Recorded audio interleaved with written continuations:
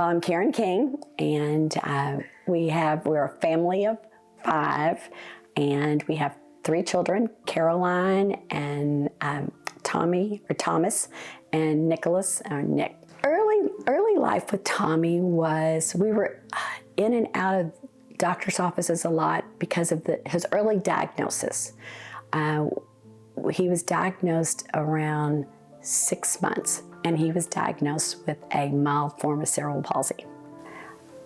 We'd walk into a room and push him because he was wheelchair bound, and he could get people smiling because he has this wonderful smile. Now, don't get me wrong, if he didn't like singing, his lip would come down and he would cry. But for the most part, he was a happy child. That was part of our makeup here. We were going to involve him in our world, and we were going to involve him in everybody else's world, regardless of what. And that was really a goal of mine. I wasn't going to stay home because it was easier. We just made it work.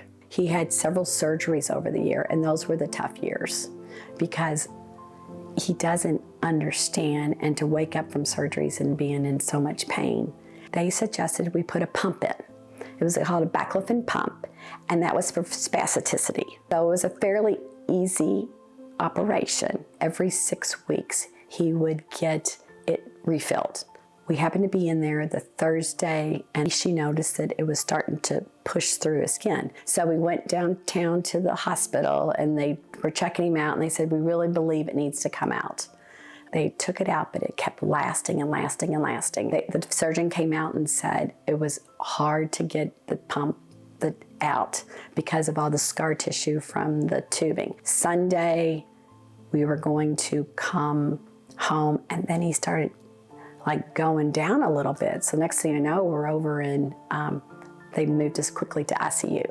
Then we had to call our son who's in LA and our daughter here and family. By that Friday, the hospital's care team came in and started discussing, I hate to use the word end of life, but it was hard. It was hard to hear, we didn't know what to do.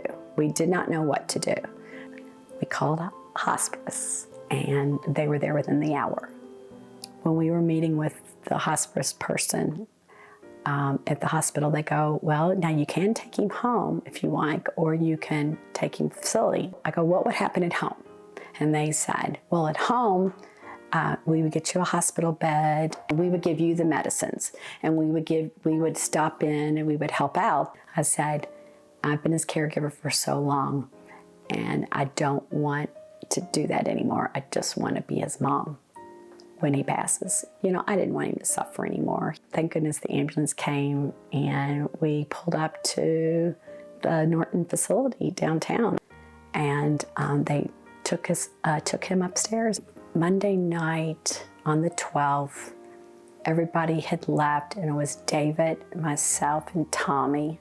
It was just calm, in the room. So I looked out the window, and it was beautiful sunrise. It was the prettiest sunrise.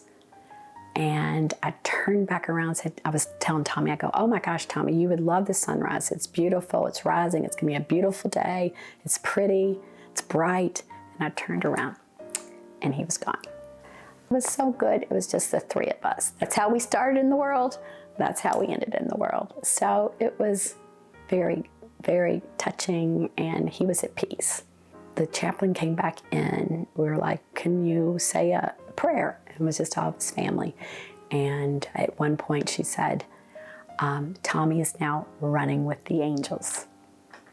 We were sad, and we're still sad to not have him here. But the thought of him running now, who was in a wheelchair for 35 years, it hurt. Those little words kind of gave me a peace to get through the next few days. It was something little. She probably just said it and didn't realize the impact it had on not just us, but our whole family and all of our friends.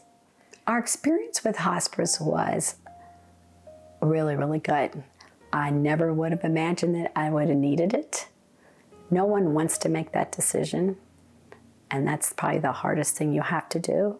But it was a good experience for us because it allowed us to just put Tommy forefront, we could just be with him and with our families and our friends that were there to comfort us. This was a young man, that we thought he'd be with us another 20, 30 years. We thought he'd outlive us.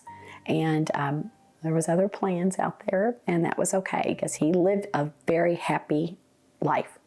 And I'm glad we were able to be part of it.